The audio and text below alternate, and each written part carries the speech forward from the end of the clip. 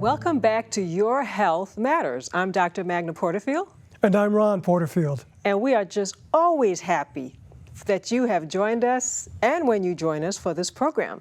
Today we're going to be looking at one of the most widely used psychoactive drugs in the world. Can you guess what that drug may be? Well, today we'll be looking at why you should avoid caffeine. Ooh. Wow. Yeah. What do you want to share about this? Well, you mentioned a big one is what you just mentioned there about how widely used it is. And, you know, it doesn't just show up in coffee and tea. Certainly we know that there's plenty of energy drinks out there, and shows up in chocolate. This might be stepping on a few toes today, but we are more interested in letting you know that your health matters. And so if this is an area that we need to discuss in order to bring that forth, we're going to do that. So we're looking at caffeine, coffee, tea, as I mentioned, energy drinks, even painkillers, chocolate, and believe it or not, even in some bagels. Wow. Caffeine can show up. And so we just want to look at a few fast facts regarding caffeine here. 90% of the adults in the United States use caffeine regularly. 68% of people over the age 60 and over use caffeine. 83.2% of teens consume caffeinated beverages regularly. 96% occasionally. And get this now, adolescents are the fastest growing population of caffeine users. Teenagers. Yes. So we're getting a bunch of hyped up, amped up young people moving around, and wow. If they're not sleeping, that's no wonder. Wow. Wow.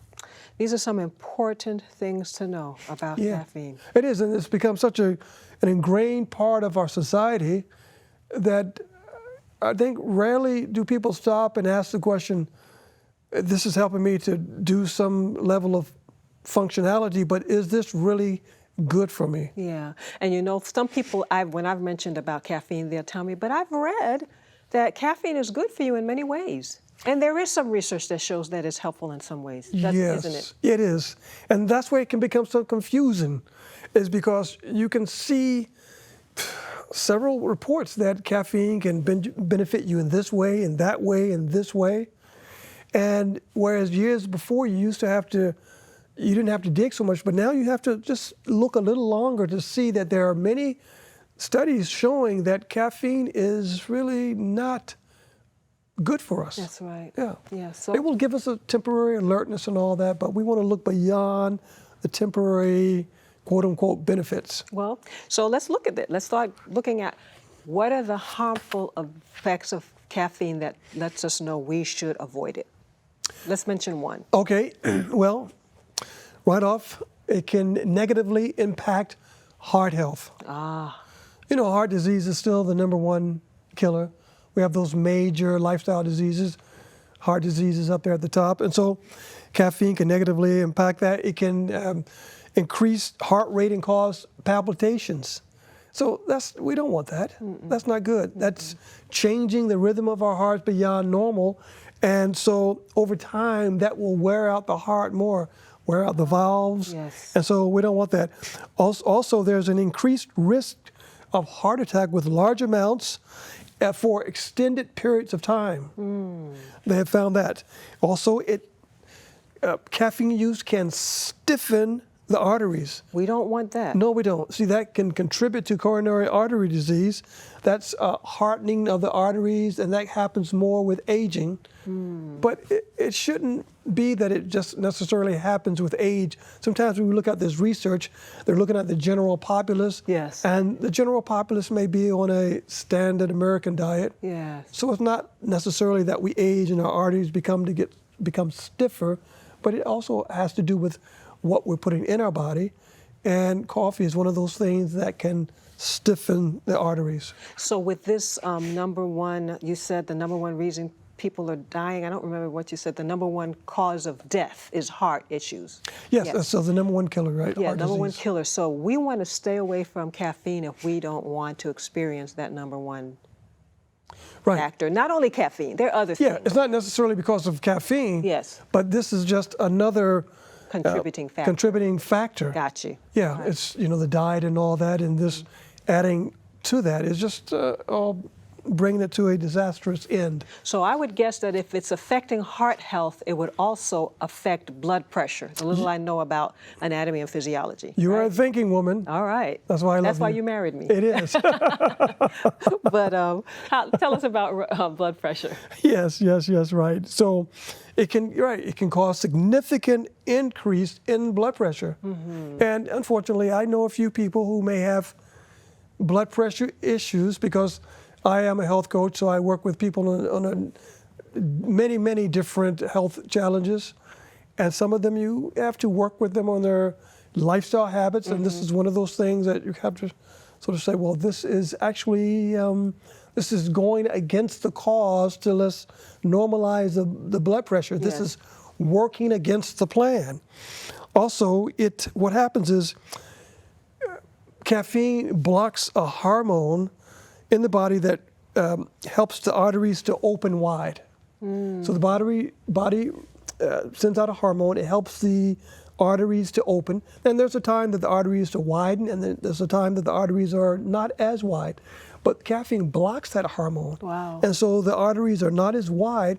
And so when our arteries are narrowed, then the blood pressure is going to increase because it has to push harder to get through a narrower space. Wow. Yes. It might be that caffeine makes me more alert or gives me more, increases my short-term memory, but I do not want these things happening to my arteries Amen. Me either. when I weigh the cost and benefit. We don't want them narrowed, and we don't want them stiffened. Yeah. Usually things that affect blood pressure also affects cholesterol, right? Am I Actually, correct? you're absolutely right. Yes, there is a link to higher levels of cholesterol with caffeine users. Wow. You hit the nail on the head. All right. So thus far, we see that it affects heart health. It Yes. affects blood pressure. It affects cholesterol. Yes. And the list goes on, doesn't it? It does go on. Another one of the top disease factors, diabetes, type 2 diabetes. Yes. It also hits that one too, How? diabetes. Well, there was a study that was conducted by the American Diabetes Association that they showed that caffeine significantly impaired glucose metabolism in type 2 diabetes. Now, the diabetic already has problems managing their blood sugar. It's not normal. So we want to try to normalize it. There is a time that it raises a little bit after eating the meal. Glucose comes and insulin, and we want to get the glucose into the cell. But with the diabetic, that's not, there's too much glucose staying in the bloodstream. Not enough is going into the cell. We got hyperglycemia. We got hyperinsulinemia. That's too much sugar in the blood, sometimes too much insulin in the blood as well. And so here we have something now, another compound, caffeine, that's interfering with that process even more, caffeine. So the glucose there again is not being metabolized, so we don't need to put that in. Wow. Yeah. This is really making me want to stay away from caffeine even more, and I hope it's doing that with our viewers as well. What else can you tell us Honey, about you don't do caffeine. I don't, but I just thought I'd throw that out there. That's very good. That's very good. Yes. Okay. Here's another one. Okay. Women who consume caffeine regularly have an increased risk of developing fibrocystic breast disease. We don't want that. No, we don't. I'm sure you don't want that. And I'm sure there are women who have been drinking caffeine, consuming caffeine for many years, and maybe they go get their tests, whatever, and they're fine. But we don't want to put ourselves in danger of some of these unnecessary things. Yeah. Is that right? You're Yeah, right. we don't. Now, I also know caffeine affects sleep. Can you tell us a little bit about that? Absolutely. Well, certainly it's a disruptor to sleep. And as a matter of fact, it actually impairs our ability to fall asleep. That's why some people are staying awake so late at night 10, 11, 12, even 1, because you talk to a lot of people Yes. that stay up very late. Yes, I do. They're on social media, they're on the computer, they're doing something when they should be sleeping. Well, caffeine is a direct contributor to that. As a matter of fact, if you even drink caffeine as little as 6 hours before, earlier, we're talking about in the afternoon or late evening, or maybe late afternoon, as far as 6 hours before bedtime, it can limit your ability to fall asleep by 1 hour. Oh, wow. So if I drink, let's say I want to go to bed by 10 o'clock. Yes. I take caffeine like about 3 or 4 Right. o'clock. I won't be able to fall asleep by 10. Yes, It'll be more like 11. Right, that's a possibility. Possibility. Yes. Wow. So if you want to get good sleep, reducing the consumption or even eliminating caffeine can be helpful. Now, this is an area I know about. That's and it's right. negatively impacting mental health. That's right, yes. Well, caffeine can be a disruptor to several important neurotransmitters, such as dopamine and another one called GABA. It's short for a longer name. We'll just stick with GABA. And so shortest or disruption of these brain chemicals can lead to low motivation, craving for stimulants, increased irritability, anxiety, and self-criticism, and I'm sure you could increase that list even more, couldn't you? Yeah. There's a lot that caffeine does. In fact, I had a woman that I worked with. She was dealing with depression. All I did was to ask her to get off of caffeine. I wanted to do more. Yes. But after a few weeks off of caffeine, her depression completely went away to the point that her neurologist, because it also stopped her seizures, he thanked me. He sent a message to her to thank me for encouraging her to get off of caffeine.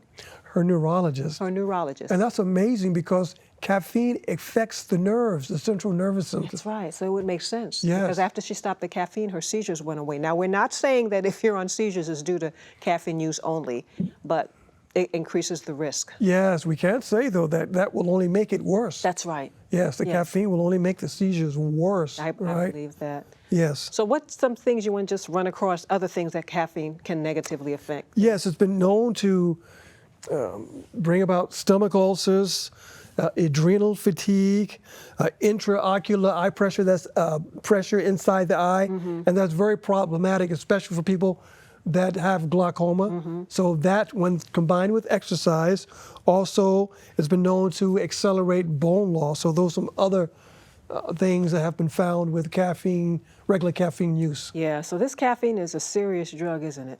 Yes, it is. I used to use it for many years. And I had my 1 or 2 cups of coffee a day, and I appreciated it. But by God's grace, I eventually got off of it. And you feel better as a result, I feel don't you? wonderful. I don't need it. Yeah, we don't have to do it. So, well, what can we say more about caffeine? You have something else you want to Yes, share there's a about? slide we have, and this is from Christian Temperance and Bible Hygiene. And Ellen White has a lot to say about this substance called caffeine. And I'm going to read this. It says, tea and coffee produce an immediate effect, and that's what most people want. Under the influence of these poisons, the nervous system is excited, and in some cases, for the time being, the intellect seems to be invigorated, the imagination more vivid. Because these stimulants produce such agreeable results, many conclude that they really need them, but there is always a reaction. The nervous system has borrowed power from its future resources for present use.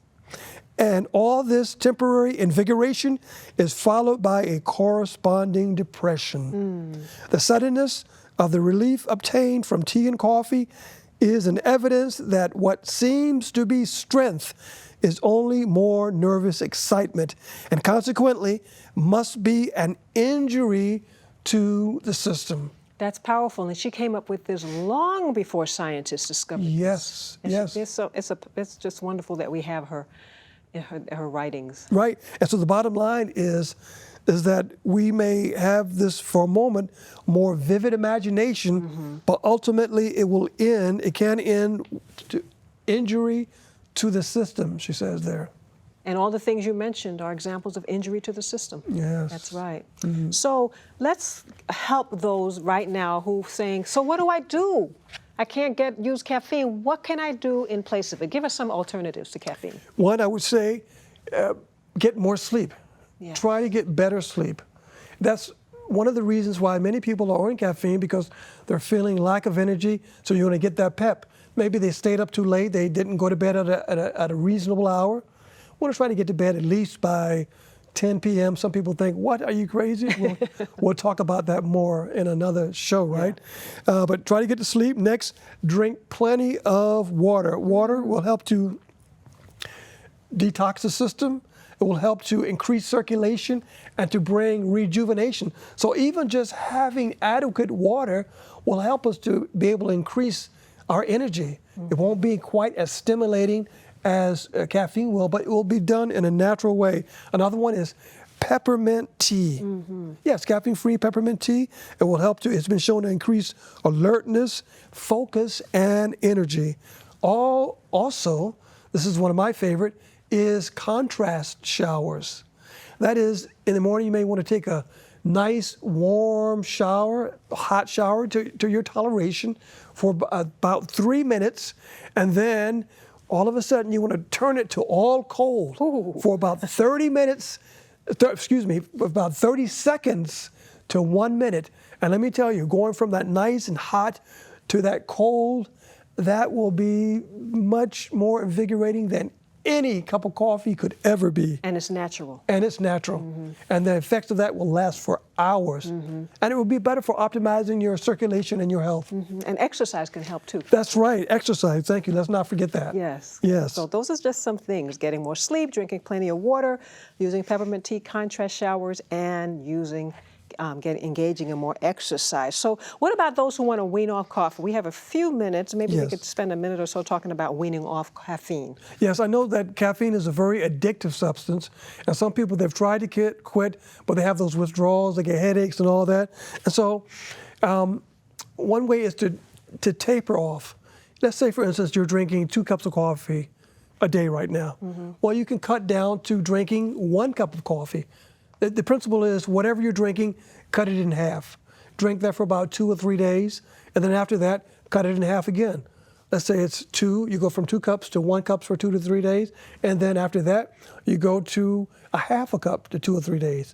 And then after that half cup for a couple days or so, then it's time to say, okay, goodbye caffeine. But if you try that and you start feeling, oh, I got a headache and all that, what you do is, you make a cup of coffee, you put it in your refrigerator, and then if you feel some of those withdrawals or symptoms or whatever, then you pull that cup of coffee out. You take about 2 tablespoons of that, put it back, and allow that to work for another 2 or 3 days, and hopefully that hydration method will be enough to say, that's it, I'm free. Thank God, I'm free. Yes. So our time is quickly running out. Wow, share something with us spiritually since we're winding this down. Absolutely. You know, there again, I think about this principle, this really thought that's brought forth in 1 Corinthians chapter 6, verse 19. And it says this, what? Know ye not that your body is the temple of the Holy Ghost, which is in you, which you have of God, and ye are not your own? That's a question that is asking us. So we have this body, this wonderful body that God has given us. The Holy Spirit is in us and working. Now, a lot of people, they drink coffee. They don't realize that they're harming their body in any way. But when we become more knowledgeable, we realize that we want to do our best to equip these bodies to be conduits for God's Spirit. And so one way we can do that is by saying goodbye to caffeine. Well, we hope this has been a blessing for you and that it's been helpful. If you're dealing with caffeine, I hope this is motivating you to try to get off of the caffeine.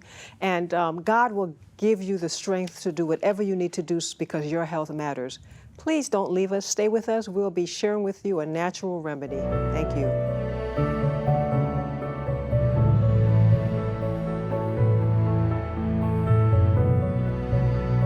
Hello, friends. Welcome back for the Natural Remedies section. We're glad that you stuck around for this. Today, we're going to be talking about the Salt Glow. Now, for the Salt Glow, you can use almost any type of salt. Here, we're going to be demonstrating sea salt today. If you don't want to use your sea salt, you can just use regular table salt, as it's called, iodized salt. You can use Epsom salt. Just try to break it up a little bit so that the granules are not so coarse. Medium grade salt, that's fine, and it'd be of great benefit. I'm going to let you know right now why you would use a salt glow. We have a slide for you. Well, salt glow is beneficial as an overall body tonic. Anything that is a body tonic will help to strengthen the system. Overall, help to raise your body's functions above par. So the salt glow is good for that, as an overall body tonic. Also, it helps to increase circulation. You know, many people are challenged with many conditions because they have a lack of good and vital circulation. Salt glow will help you to increase that. Also, it can be helpful in colds, flu, diabetes, hypertension, and it's been known also to be helpful with depression. Can you imagine that? Just rub some salt on. Now, I'm not going to say that there are certainly times you need to go and speak with someone about some challenges you may be going through. My wife, as a matter of fact, we're together here on this program, and she's a psychologist, but there are other lifestyle things that you can do. Now, time that you would not want to use the salt glow is if you have any type of skin issues, abrasions or some skin diseases or anything like that. You don't want to use it in those cases because this would irritate that condition. So in those times, we don't want to use the salt glow. So it's very simple, as I said. Get yourself some salt. Here we have a bowl here, and I'm just going to pour a little salt here in this bowl. All right. And all right, we got the salt, and I have some water, and I'm just going to pour slowly a little water. And what I want to do is make sort of a medium paste. All right, sort of a medium paste. Sometimes you might pour a little too much water like I just did, and well, what do? You just add a little bit more salt until you even it out and until you get the right consistency. You don't want it to be runny, but at the same time, you don't want it to be too thick, but probably better a little too thick than runny. I think that's good right there. I'm sure the viewers can see this at home. That's a good consistency right there. Maybe a little bit more. All right, because the salt will then just soak that water up. All right, let's move that over here. Now, I've done a salt glow myself many times, and after I've done that, I felt invigorated. I felt refreshed. Like I said, it's a overall body tonic, so I felt as if I could maybe run a marathon. But no, wait a minute, I'm not a marathon runner, so maybe I just felt like I'd go out and be energized again. Well, we have Hernando here again with us, and he's going to help me to demonstrate this salt glow. Now, normally what I would do is I would do the salt glow over my entire body in the bathtub, in the shower, after I put it on, rub it, apply it to my whole body, and then after maybe letting it stay on for a few seconds, then I would shower and rinse it off. All right, so Hernando is going to come and help me, and I'm thankful that he's helping me today. So instead of the whole body, you can understand we cannot do that here on television, right? For the sake of decency, obviously. So we're just going to apply it to his forearm, and you can get the idea. And then I have some couple wonderful testimonies I'd like to share with you after this about the blessing of a salt glow. So you see this, I have it in my hand, sort of maybe a medium paste right here. And what I'm going to do is I'm just going to rub this together like this in both hands, and then I'm going to apply it to Hernando's arm. Like I said, I would apply it to the whole body. Matter of fact, you should try this at home. And I'm just going to, just a little friction. Apply some nice friction. You don't have to be very hard, but just rub a little bit. And what you want to do is, you want to try to do it until you see the skin begin to turn a little red. I mean, if you're a little darker skin like me or darker, it may seem like it will be hard, but eventually you begin to see the skin turn a little red or get a little glow. And And that's the simple way you do the salt glow. Now, you'll see it's turning a little red here, and that's a good sign. That means it's increasing circulation.